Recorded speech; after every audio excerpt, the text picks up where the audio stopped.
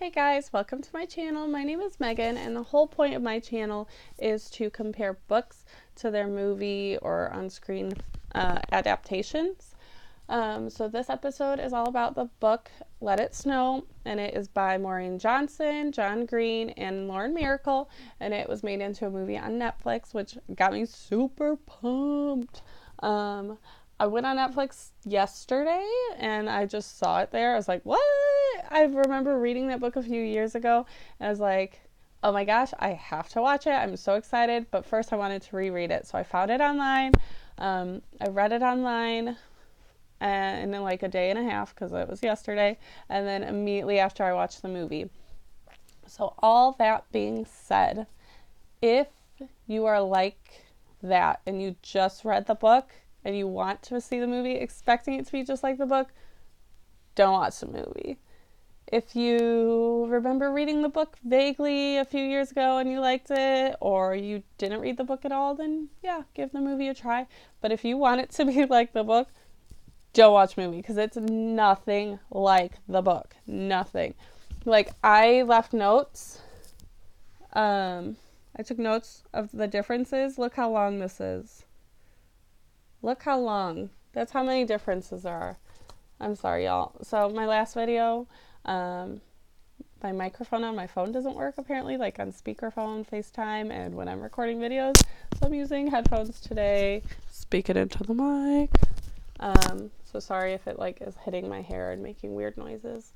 Okay, so like I said, the book, the movie, not alike at all. So to start out, in the book, they're three very distinctive stories, where in the movie they kind of switch perspective and switch who the story is following. So it'll show Tobin for a little bit, and it'll show Julie for a little bit, and then it'll show Addie for a little bit, where in the book it focuses on one set of characters at a time.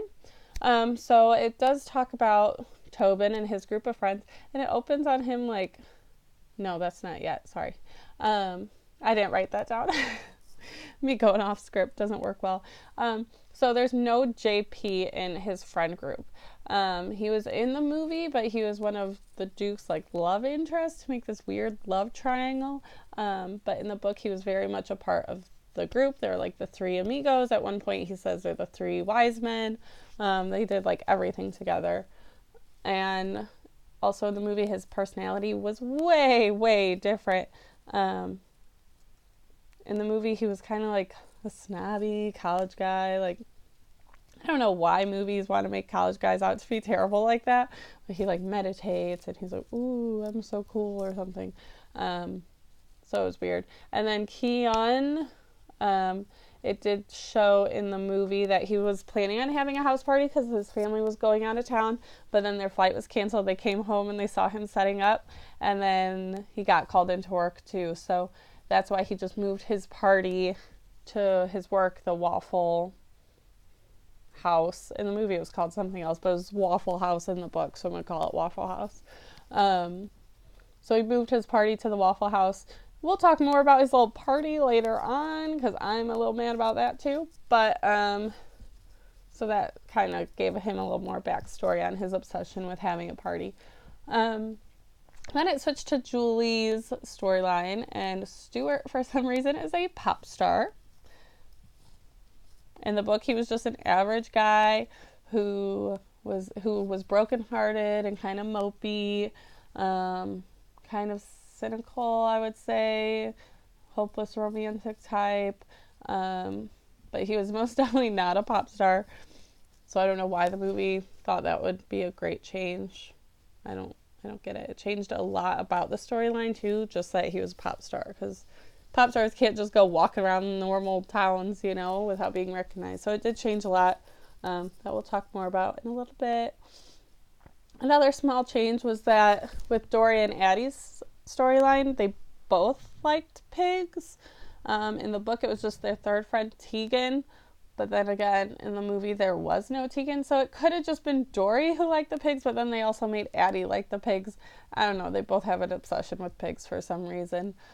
Dory did also have her own love story, which they didn't have in the book at all.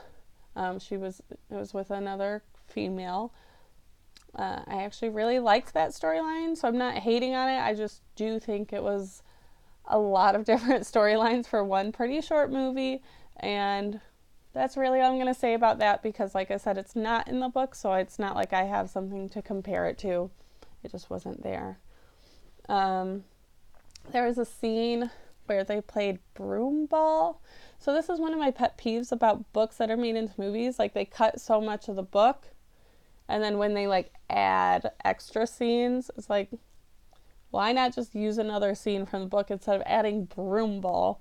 I feel like it added nothing to the storyline. It just showed how Tobin is insecure, but we already knew that. So I think we could have seen something that added a little more to the characters.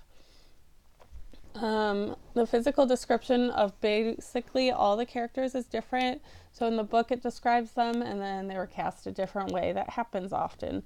They can't find people who look exactly like the character descriptions in books and who are also like act well enough to fit the role. So I get it. And then also just the Rustin brothers as an example.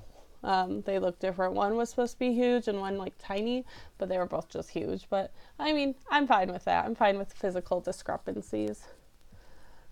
I talk fast and forget to breathe sometimes. So then it switched back to Julie. I keep wanting to call her Jubilee, because in the book that was her name and she just went by Julie because she didn't really like the name Jubilee. So in all my notes I wrote Jubilee, thinking that at the end she'd be like, oh, by the way, my name's Jubilee, and I'd be like, what? But it was never mentioned. Her name's just Julie in the movie. Anyways, so you might hear me stumble over her name. Julie's mom in the movie is sick. Doesn't say with what, but in the book she was not sick. She was very fine and well. Both parents were. They were just in jail for a little Flovey house fiasco. But I like the storyline. I'm not hating on that storyline either. My mom actually got sick, and I like literally bought a house so she could live with me. So, and I know if it was time for me to go to college, I would be debating not going to college too, same as Julie was. So I like that storyline. Maybe for a different movie, since this was based on a book and that wasn't in the book. And then also her dad like dipped out between Thanksgiving and Christmas some year, which didn't happen in the book. I'm going to skip over some of this gibberish because this video is already getting long. I'll have some more. Literally, there are so many differences. If I wanted to name them all, it would be the length of the movie because the whole movie is different. So I'm just going to skip over some of my notes. So another scene that the movie just kind of added was when Stuart and Jubilee went sledding, and then Stuart like fell off the sled, and then Jubilee almost got hit by a car, and then he like saved her. I don't get it. I mean, I get that in the book they fell into a frozen stream. I don't know if that's like hard to film or something, and it wanted to explain why their clothes were snow covered and they needed to change their clothes. But I mean, I don't know. It just seemed a little extra. 2 small changes in the movie. There were 6 dancers. In the book there were 14 cheerleaders. Also, the movie never explained like that they were on a train or why they were at the Waffle House all day. They were just there all day. I don't know. And then there was a tinfoil woman versus a tinfoil man. Maybe they just liked her acting better. I don't know. Addie's storyline was completely changed. So it showed her worrying a lot about Jeb. But in the book, she was worried about him because she had cheated on him and she was trying to get back with him. And then her friends were saying she's too self-absorbed. But on the phone, it seemed she was too obsessed with her phone. And then, I don't know, the tinfoil woman was driving her around for some reason. And then she had never cheated on Jeb. She was just worried about their relationship because he was a jerk, which is way different than the book. They were so perfect in the book, except for her cheating, obviously. But he sounded really perfect in the book. And in the movie, he's such a dick. I can't. They changed the origin of the Duke's nickname. they said Tobin just like made it up. Would really, in the book, they had gone to a store where they call everyone a duke or a duchess, and they thought she was a boy, so they called her the Duke, and it just stuck. In the movie, Tobin knew like the whole time that he liked her, whereas in the book, it happened like halfway through a story. He's like, oh my god, like, what? I like her? Like, this is weird, I need to stop. But in the movie, he's like, I'm going to tell her I love her, like, right away. We're like, huh? I mentioned that. And then there was like a weird church scene that was also added where Tobin was playing the organ and him and Duke were singing. Again, I was like, huh?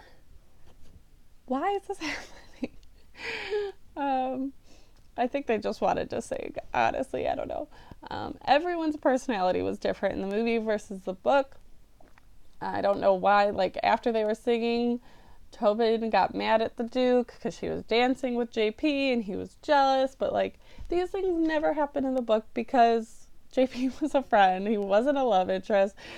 She was the one getting mad at him all the time because he wanted to see these cheerleaders. So many changes. Julie and Stuart go to church with her mom, which also, of course, was never in the book because they were hanging out with his family, not hers. I talked a little bit more about Addie and Jeb's relationship just because I was like, he was so indifferent. I was so mad about it. And then she like dumped a smoothie on a random girl's head, and Jeb is annoyed with her. He's like, I don't even want to hang out with you, blah, blah, blah. What? And she's like, do you know the day I've had when literally nothing even happened except she broke her phone? Like, I don't get why Addie was so mad. And then her friend was telling her to stop caring about people who don't care about you. And I don't know where they pulled these conversations from. I don't. Jubilee's grandpa was also in the movie, and he was really intense, but then there was this weird, like, I'm gonna dance like Mick Jagger scene that the whole family did. So many. That's like the fourth scene that the movie has added that's not in the book, but they've cut things from the book. I don't understand. It's like they liked the book, so they wanted to make a movie, but they didn't like it that much because they kept cutting stuff and replacing it. I'd be mad if I was the authors. Anyway, so they took away the fact that Jubilee had a boyfriend. She had a boyfriend like that whole time in the book, and he was very indifferent. So they just took away that whole character and then just changed Jeb's character to be the indifferent boyfriend because they're like, we still want an indifferent boyfriend, just not for her. Okay. And then I talked about how I was mad her name's just Julie in the movie, and I was waiting for it to be Jubilee. And okay, so Stuart's publicist comes, she's like, next time get lost in a town that has a Starbucks.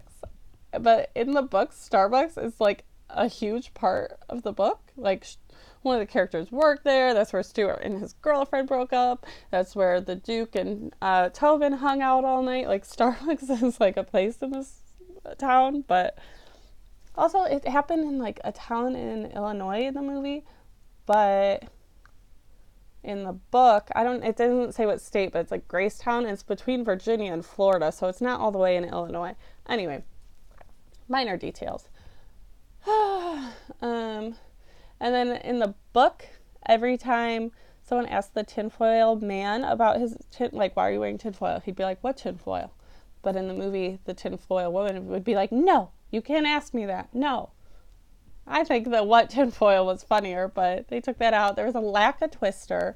The whole thing was they were on this mission to bring Twister. No Twister. I don't know. There was some scene where this lady asked Tobin if he's one of the wise men, and she gave him a costume.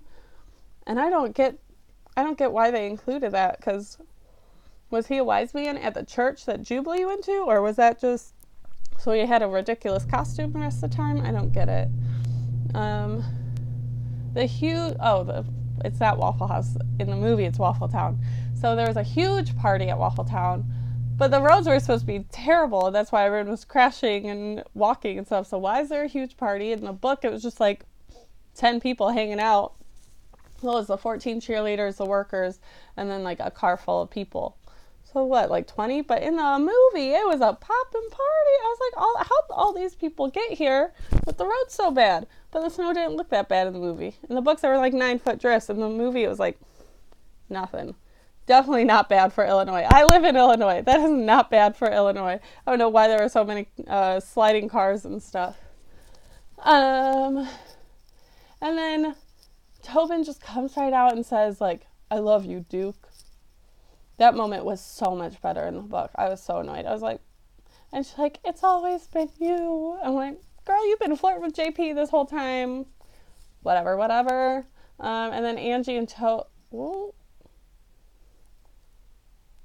I already said that, sorry. Angie is the Duke. And then the one part that made me the most mad about the ending was with Addie and Jeb. It just kind of showed he's the worst boyfriend ever, and then that was it. It didn't ever say if she broke up with him or if he came around. Like, they hated each other, and I'm gonna go party with a pig now. I don't get it. There's no resolution at all. So overall, I wish I could say it's a good movie if you haven't read the book, but I came into it after just finishing the book. Give it a chance. Let me know what you think. Especially if you don't read the book, please leave me a comment saying if it was good, because my opinion was that the movie was terrible. But again, I was comparing it to the book the entire time. So let me know what you thought, or if you noticed anything different that the movie messed up. All right, until next time, bye.